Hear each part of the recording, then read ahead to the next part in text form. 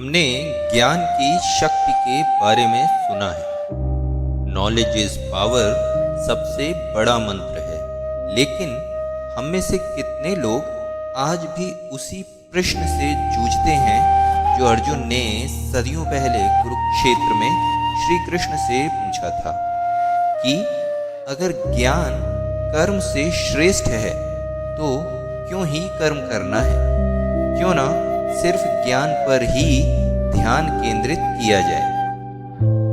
इसी पर आज हम चर्चा कर रहे हैं। आज के समय में हम लाइफ चेंजिंग सेमिनार्स में, मोटिवेशनल वीडियोस में, हमारे पुराने स्क्रिप्चर्स में दिए गए प्रसंगों से सीखने का प्रयास करते तो हैं, लेकिन वापस आकर हम जीवन की उसी उधेड़ बुन, उसी कश्मकश में लग जाते हैं।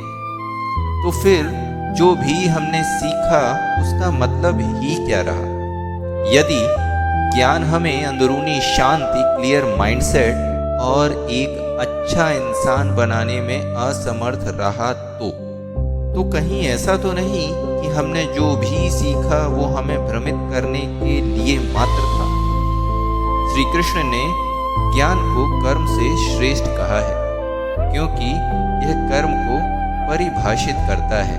ज्ञान आपको कर्म करने की उचित दिशा प्रदान करता है। यदि ज्ञान आपको आपके कार्यों को उचित दिशा नहीं दे पा रहा, या मैं यूं कहूं कि आपको अच्छा इंसान बनाने में विफल हो रहा है, तो आपका लाइफ चेंजिंग सेमिनार्स देखना, अध्ययन करना, मोटिवेशनल वीडियोस देखना, कथाओं को सुनकर मोहित होना, या इस वीडियो में जो भी बताने या सिखाने का प्रयास मैं कर रहा हूँ वह सब व्यर्थ है। यह सब किसी भी प्रकार से आपकी सहायता नहीं कर पाएगा। चलिए कुछ उदाहरण से समझते हैं। सोचिए, एक टॉप न्यूरोसर्जन, उसका कर्म है ऑपरेशन करना। उसका टॉप न्यूरोसर्जन होना उसके ज्ञान और ज्ञान के द्वारा किए गए कर्म के कारण है। सोचिए, क्या वह न्यूरोसर्जन रोगी का ठीक होना नियंत्रित कर सकता है? उत्तर है नहीं। वह केवल अपनी बुद्धि, अपने ज्ञान, अपने कौशल की सटीकता को नियंत्रित कर सकता है। वहीं पर अगर ऑपरेशन के समय वह ये सोचने लगे कि मुझे फीस कितनी मिलेगी, क्या मैं सफल हो भी पाऊंगा, तो ऑपरेशन के समय उसका हाथ कांप जाएगा। एक और उदाहरण लेते हैं। बहुत से विद्यार्थी बहुत मेहनत करते हैं और कर रहे हैं, उस जरूरी ज्ञान को जानने का या सीखने का प्रयास कर रहे हैं जो उनकी परीक्षाओं के लिए जरूरी है। लेकिन कई बार ऐसे समाचार मिलते हैं कि किसी विद्यार्थी ने अपेक्षित परिणाम ना आने पर आत्महत्या कर ली, सुसाइड कर लिया। क्या आपने सोचा आजकल ऐसा क्यों ही हो रहा है?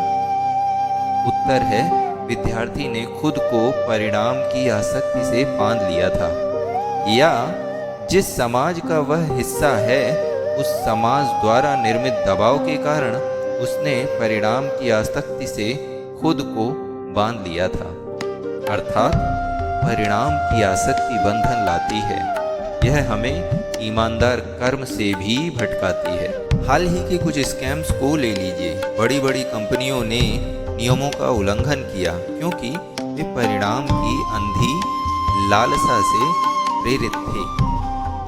आज सोशल मीडिया का जमाना है। हमारा हर एक्शन हमको मिलने वाले लाइक और शेयर से बंधा हुआ है।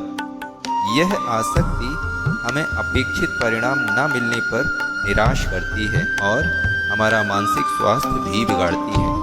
आपने कई सोशल इन्फ्लुएंसर्स को मेंटल स्ट्रेस में आते हुए अपनी आप बीती बताते हुए सुना ही होगा। अर्थात इस चर्चा का जिस्ट कुछ इस तरह है। यदि आप छात्र हैं तो आपका कर्म है अच्छे से पढ़ाई करना, ना कि परिणाम की आसक्ति। यदि आप एक व्यवसायी हैं तो आपका कर्म है उत्पाद की गुणवत्ता, ना कि केवल मुनाफा। कर्म करते समय जब हम फल की आसक्ति छोड़ देते हैं तो हमारा कर्म ध्यान बन जाता है। ऐसा करने से हमारी एकाग्रता, उत्पादकता बढ़ जाती है, क्योंकि अब हम प्रेम और कर्तव्य से काम कर रहे हैं। उदाहरण के तौर पर एपीजे कलाम अपनी शादी का समय भी भूल जाते हैं। वे अपने वैज्ञानिक कर्म में इतने ध्यानमग्न होते हैं। आज के समय के हर अर्जुन के भ्रम का निवारण यही है। ज्ञान हमें दृष्टि देता है और कर्म उस दृष्टि पर चलना सिखाता है। यह एक दूसरे के परिपूरक है। अतः आप भी इस जीवन रूपी युद्ध भूमि में डट कर खड़े रहो। अपना धर्म और कर्म पहचानो, फिर परिणाम की आसक्ति छोड़ो और कर्म करो। इसी से आपका, हमारा, हम सबका कल्याण होगा। धन्यवाद।